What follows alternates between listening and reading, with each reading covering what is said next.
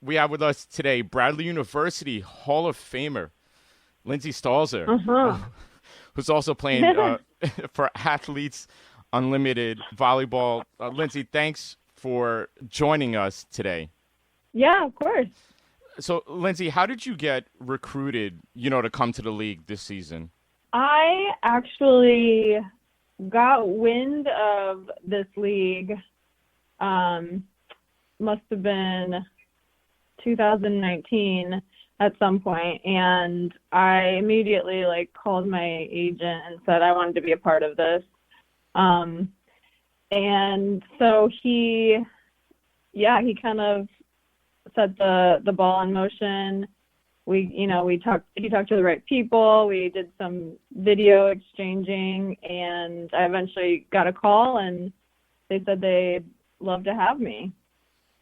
And now that we're speaking after, a week of play, what's the league experience been like for you, compared to maybe what you thought it was going to be coming in?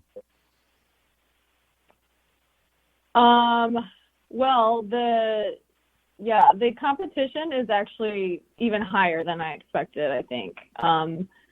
I've been playing in the Philippines the last like 6 years, and it's a great league. I love it, but the height of the players on average is much Hmm. much lower than here. So yeah, there's some big, strong players in this league. Um, so yeah, the competition's super hard, super high, and these 3 match weekends are actually pretty intense. There's a lot of planning and that goes into each match, but also obviously, well, it's a physical toll for during the match, but it's also a big mental toll. And to have 3 games back to back, or like 3 games in a row every weekend, and then it's a lot.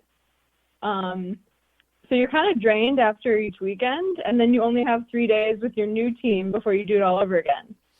And So that's got to be like just a really new, thing for everyone in the league yeah, because people aren't used to switching teams every week. yeah, definitely. This is unprecedented. It's such a unique format, but I'm finding that I kind of like it. Maybe because it is so unique, and you're not stuck with a team. Sometimes you get you draw the short straw, and you might not have the greatest team, and you might be stuck with them for a while. So things are constantly in motion. Players are constantly switching up.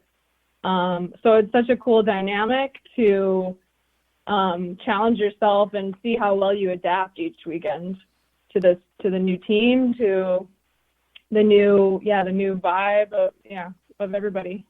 You're going to be playing with Jordan Larson this week. What do you look forward to, playing with her, on the same side? Oh my gosh, I was thrilled to be selected for her team. She was like the player coming in that I was most excited to play with in this league, because I think she's just such a solid player. She's so smart, and she's an amazing person off the court as well. But I just wanted to be around her and soak up knowledge, and yeah, just see what she's like on the court and see how great of a leader she is. It's just really cool to see. She is just such a presence, and I think everyone just has so much respect for her. And just today, the way she goes about making teammates better is really cool. She said to me today, I want to challenge you to hit the deepest third of the court today. That's just a really nice way of saying we need you to put the ball not down into the block. I had spoken with her a few weeks back, right before the league got started, and she just had such a tremendous energy. about Yeah, herself, and she wears the face of the league really exactly. well, and she's Yeah. not shying away from it. So definitely seems like an awesome experience. And after watching the first few games, I guess people who maybe weren't as familiar with you now definitely are. You came out of Bradley, which isn't a major powerhouse Right. as compared to your Penn States or Nebraska's, Stanford, etc. Exactly. Hmm. When did playing pro become a possibility for you?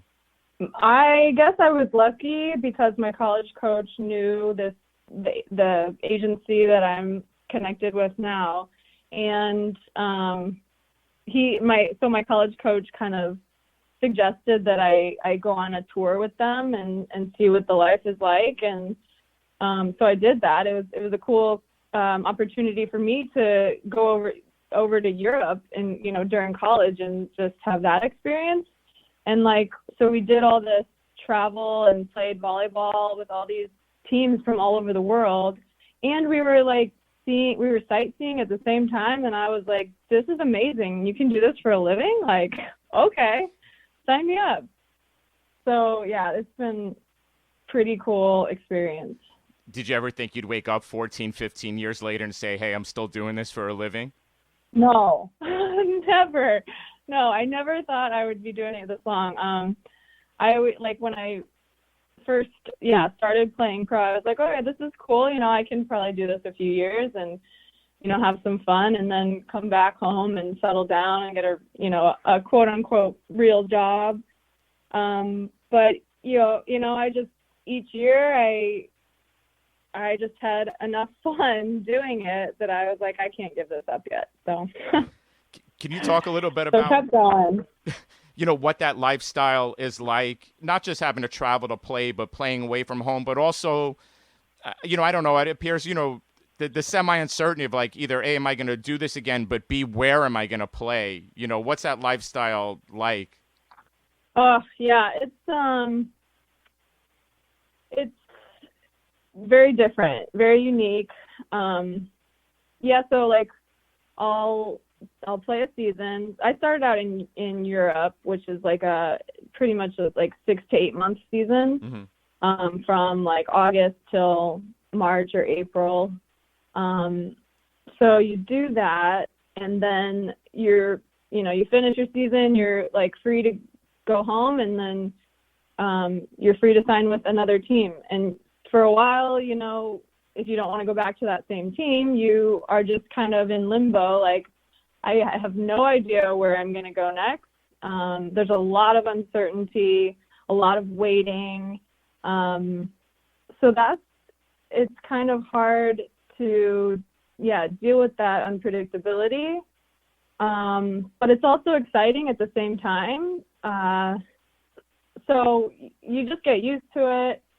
And, I've learned to embrace it and research teams before I go there. Some of my friends who had played professional basketball overseas had some really interesting stories, and I think I know where you're going with the research, but I could be off. Uh-huh. How do you manage the finances, right? Because I've had some friends play overseas, and they're like, yeah, they couldn't make payroll, or I got paid really well one place, and one place it was okay, and or my friends who played minor league baseball, it's right, it's like, all right, I do this for 6 months, but then I got to figure out something to do the rest of the year. How does that come into play for a professional volleyball player? Because I don't think that's talked as much maybe as compared to some of the other sports. Yeah, especially starting out, you don't do it for the money. You do it for the experience and the sheer, desire to keep playing and the love of volleyball. But if you're wise with your money, I made enough to save, and then because you don't have a lot of expenses while you're in a certain place. They put you up in a apartment or hotel. They provide a lot of stuff for you. And then, I would come back home in the summer and work camps, but that's also my time to see family and friends and do the things I want like that. So I pretty much, would take the summers off and just enjoy myself. But yeah, I've been lucky. I've gotten some good some good jobs, some decent jobs, and try. And you're right though. It definitely, like, you'll make a lot one year and then the next year not so much, and it'll bounce around a bit. But yeah, I've been lucky, and I've been lucky that I've only had like one team not pay me. Mm-hmm. I know that's not the case for a lot of, like, you hear stories and it's just really, really aggravating. But yeah, I've been lucky in that regard. You know, AU's really made it a point to treat the players like super professionally, and you know, the few players I've talked to already this season have really spoken highly of, you know, the accommodations and the competitive pay and the conditions, you know, and all that. Has that lived up to what, again, you know, you expected coming in? Yeah, I'm happy for the salary, and then of course there's like incentive to do really well and help the league do really well, you know, by getting an end of year bonus. Sure. So that's pretty cool. I mean, again, it's a unique format, but you know, everybody's embracing it, I think. Being you've played so much volleyball and in so many different places, and like I said, to kind of start this off, you are one of the more experienced players in the league in terms of, you know, years of, you know, being a pro. What do you think that, you know, you bring to the table, to the league, and, you know, to your younger teammates that are playing with you? Yeah, I think that's such a big thing that's necessary in volleyball, is to have those, like, just solid players that are comfortable on the court and like put everyone else at ease, you know. People like Jordan, you know, that just have a presence, and you know that they've got the experience. They've been in these situations so many times that, you know, it's you know, it's just easy for them.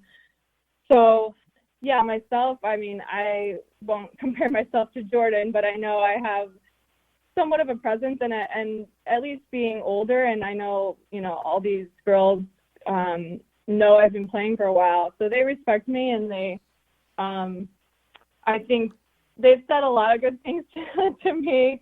So I really appreciate that, and I think they like having a solid passer in the backcourt as well. Of course, I think anybody who's played volleyball will say that yeah, you know, that's always appreciated. You know, this game is really tough on the body. One of the things that's immediately noticeable watching you play is, you know, the fast legs and the great springs. What have you done with your training to keep yourself on the court and keep those legs fresh? Like in the off season, or Yeah, what do you yeah. mean? I mean, coming to the season, right? I mean, you know, as the longer you've played, right? It's like this game will, you know, beat the crap out of your knees and hips, and you know, watching you play this week, it's like, hey, you know, flight's ready for takeoff. What do you do with your training to, you know, keep your legs healthy? Well, first of all, like, in general, I love to work out and I love to stay in shape. So, like, I know a lot of players, like, they'll come back from overseas and they will take a lot of time off and just not do much at all. And that's not something I do. Like, I'm constantly, you know, lifting weights or running, or I really got into mountain biking this pandemic. Mm-hmm. So just staying super active, and then, you know, coming in or preparing for this season, I kind of ramped it up, and I, you know, found a volleyball gym. My friend has a volleyball gym out in California that I've worked at before, giving private lessons. So I went out there a couple months before coming here, and while giving private lessons, I would, you know, work out, and I actually paid someone to give me lessons as well. That's the first time in my life I've paid someone to work me out, you know, to give me a volleyball lesson. So, I was really serious about, getting ready for this league. I wanted to come in and show, you know, that I'm a good player. Right. And I mean, I think, you know, week one definitely paid off. It's just, like I said, looking at players as as they progress in their career, right? Managing, the load is something that's, gained in popularity, right? As time has went on, and, how athletes figure that out, to keep themselves on the court. But it's interesting to hear that, hey, I'm not actually taking that much of a break in the off season so that, I can be ready to, to go and play. You said earlier in the call, playing those back-to-back-to-back games were tiring. Like, it was tiring staying up trying to watch them. I was like, I can't imagine them coming back three nights in a row. But how did you feel after the first week was done physically? Yeah, I was sore just because, well, I don't know if you know, I was out for 10 days because I had COVID. Oh. So that meant I couldn't train with the team. I couldn't go in the weight room. I couldn't even use the hotel gym. So everything I did was in my room or in the park. I did everything on my own. So I tried to do as much, sprinting and jumping as I could, but it still doesn't simulate the amount of jumping that you do in a volleyball match. It's crazy. So yeah, my quads were definitely talking to me after the weekend. But all in all, I'm feeling pretty good. I'm pretty happy about that. I didn't really take too much time off during my COVID quarantine.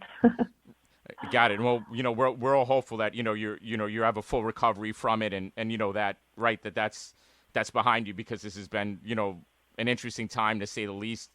In the United States here, right, with everything going on, and we hope, knock on wood, right, that that physically is behind you. One of the things I reported on last week, I spoke to Cassidy Lickman about this, was getting your own sports card, right? Topps has made cards, for the league, and what was that news like for you, finding out like, hey, I'm actually going to get like a card?